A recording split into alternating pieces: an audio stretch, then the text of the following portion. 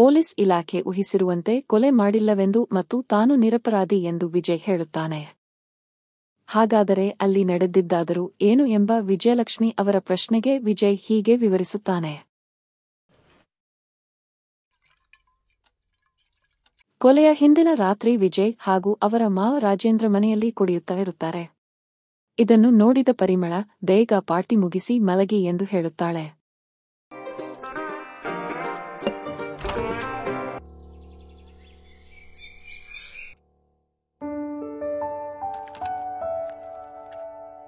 ಬೆಳಗಿನ ಜಾವ ಮನೆಗೆ ಬಂದ ಕುಕ್ ಲಕ್ಷ್ಮಿ ಲೈಟ್ ಉರಿಯುತ್ತಿರುವುದನ್ನು ಮತ್ತು ವಿಜಯ್ ಅಲ್ಲೇ ಮಲಗಿರುವುದನ್ನು ಗಮನಿಸಿ ಎಚ್ಚರಿಸುತ್ತಾಳೆ.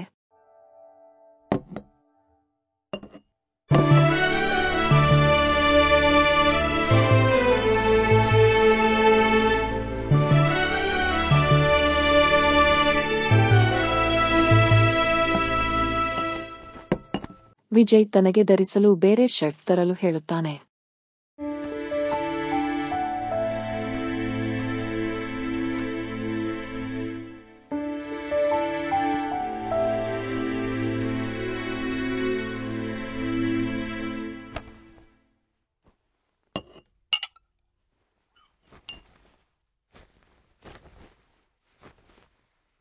ಪರಿಮಳ ರಾತ್ರಿ ತಲೆನೋವೆಂದು ಮಲಗಿರುವುದಾಗಿ ಹಾಗೂ ಜಾಗಿಂಗ್ಗೆ ಬರುವುದಿಲ್ಲ ಎಂದು ವಿಜಯ್ ಹೇಳುತ್ತಾನೆ.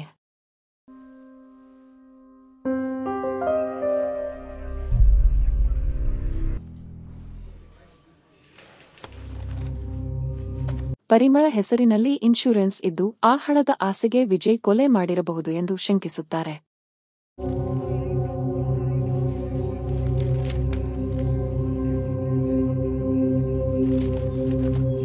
ಇನ್ಶೂರೆನ್ಸ್ ಏಜೆಂಟ್ ಜೀವನ್ ಇಲ್ಲೇ ಇರುವುದಾಗಿ ಹಾಗೂ ಸತ್ಯ ಒಪ್ಪಿಕೊಳ್ಳಲು ಪೊಲೀಸ್ ವಿಜಯ್ಗೆ ಹೇಳುತ್ತಾರೆ.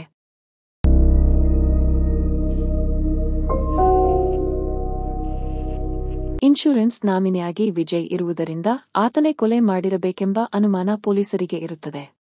ಸಬ್ ಇನ್ಸ್ಪೆಕ್ಟರ್ ವಿಜಯಲಕ್ಷ್ಮಿ ಅವರು ಕೊಲೆಯ ಆರೋಪವನ್ನು ಒಪ್ಪಿಕೊಳ್ಳುವಂತೆ ವಿಜಯ್ಗೆ ಹೇಳುತ್ತಾರೆ. ಈ ಆರೋಪದಿಂದ ಯಾವುದೇ ಕಾರಣಕ್ಕೂ ವಿಜಯ್ ತಪ್ಪಿಸಿಕೊಳ್ಳೋಕೆ ಸಾಧ್ಯವಿಲ್ಲವೆಂದು ಹೇಳುತ್ತಾರೆ. ವಿಜಯ್ ತಾನು ಕೊಲೆ ಮಾಡಿಲ್ಲವೆಂದು ಹಾಗೂ ಅಲ್ಲಿ ನಡೆದ ಘಟನೆ ಏನೆಂದು ವಿವರಿಸುತ್ತಾನೆ.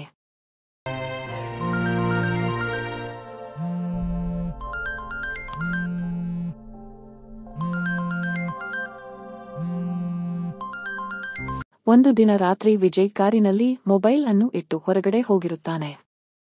ಆ ಸಂದರ್ಭದಲ್ಲಿ ಇನ್ಶೂರೆನ್ಸ್ ಏಜೆಂಟ್ ವಿಜಯ್ಗೆ ಕರೆ ಮಾಡಿರುತ್ತಾನೆ. ವಿಜಯ್ ಅಲ್ಲಿ ಇರದ ಕಾರಣ ಪರಿಮಳ ಡಿಸೋಜ್ ಆ ಕರೆಯನ್ನು ಸ್ವೀಕರಿಸುತ್ತಾಳೆ. ಆಗ ಜೀವನ್ ಇನ್ಶೂರೆನ್ಸ್ ಪಾಲಿಸಿಯ ಆಫರ್ ಬಗ್ಗೆ ಮತ್ತು ಅದನ್ನು ಮಾಡಿಸಲು ಇರುವ ಕಡೆಯ ದಿನಾಂಕದ ಬಗ್ಗೆ ಹೇಳುತ್ತಾನೆ. ಎಲ್ಲಾ ವಿವರಗಳನ್ನು ಕೇಳಿದ ನಂತರ ಪರಿಮಳ ತನ್ನ ಮನೆಗೆ ಬೆಳಗ್ಗೆ ಬರಲು ಹೇಳುತ್ತಾಳೆ.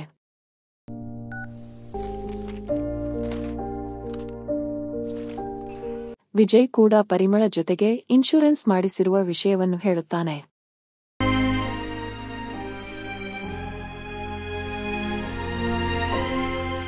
ವಿಜಯ್ ಕೂಡ ಇನ್ಶೂರೆನ್ಸ್ ಮಾಡಿಸಿರುವ ವಿಷಯವನ್ನು ಏತಕ್ಕೆ ಮೊದಲೇ ತಿಳಿಸಲಿಲ್ಲ ಎಂದು ಸಬ್ ಇನ್ಸ್ಪೆಕ್ಟರ್ ವಿಜಯಲಕ್ಷ್ಮಿ ಜೀವನ್ಗೆ ಕೇಳುತ್ತಾಳೆ. ಇದೆಲ್ಲದರ ವಿವರಗಳನ್ನು ಮೊದಲೇ ವಿನೋದ್ ಕುಮಾರ್ ಅವರಿಗೆ ಹೇಳಿದ್ದು ಅದು ನಮಗೆ ಅಗತ್ಯವಿಲ್ಲವೆಂದು ಹೇಳಿರುವುದಾಗಿ ಹೇಳುತ್ತಾನೆ. ಈ ವಿಷಯ ತಿಳಿದ ತಕ್ಷಣ ವಿಜಯಲಕ್ಷ್ಮಿ ಅವರಿಗೆ ಕೋಪ ಬರುತ್ತದೆ. ವಿಜಯ್ ಪಾಲಿಸಿ ಮಾಡಿಸಿರುವ ವಿಷಯ ಅಗತ್ಯವಿಲ್ಲ ಎಂದು ತಿಳಿದುಕೊಂಡಿದ್ದೆ ಎಂದು ವಿನೋದ್ ಕುಮಾರ್ ಹೇಳುತ್ತಾರೆ. ಇನ್ಶೂರೆನ್ಸ್ ಮಾಡಿಸಿದ್ದರೂ ಕೂಡ ಜೀವನ್ ಪರಿಚಯವಿಲ್ಲವೆಂದು ಹೇಗೆ ಹೇಳಿದರು ಎಂದು ವಿಜಯಲಕ್ಷ್ಮಿ ಕೇಳುತ್ತಾರೆ. ಪಾಲಿಸಿ ಡಾಕ್ಯುಮೆಂಟ್ಸ್ಗೆ ಮೊದಲೇ ಸಹಿ ಮಾಡಿದ್ದು ಪರಿಮಳ ಅದನ್ನು ಜೀವನ್ಗೆ ತಲುಪಿಸಿದಳು. ಹಾಗಾಗಿ ನನಗೆ ಮುಖ ಪರಿಚಯ ಆಗಲಿಲ್ಲವೆಂದು ಹೇಳುತ್ತಾನೆ.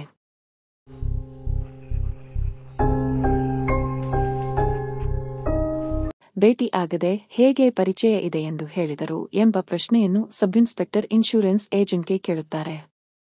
ಡಾಕ್ಯುಮೆಂಟ್ಗೆ ಬೇಕಾದ ಫೋಟೋವನ್ನು ಆನ್ಲೈನ್ ಮೂಲಕ ಕಳಿಸಿದ್ದರು. ಆದ್ದರಿಂದ ಪರಿಚಯ ಎಂದು ಹೇಳುತ್ತಾನೆ.